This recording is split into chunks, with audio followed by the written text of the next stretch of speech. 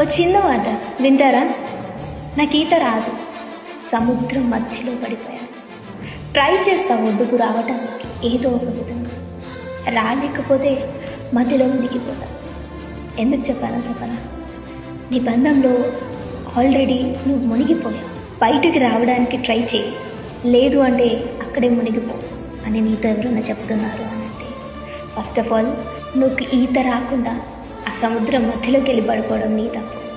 నీకు అర్థమవుతుంది కదా నేనేం చెప్తున్నాను అనేది.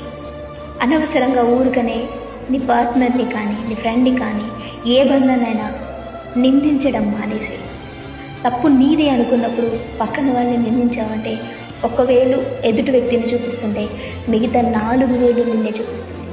సో నీకు అర్థమవుతుంది కదా నేనేం చెప్తున్నాను. నా మాట నీ నోట అని యూట్యూబ్ ఛానల్లో మీరు ఏదైనా మెసేజ్ పాస్ చేయాలంటే కింద కామెంట్ చేయండి.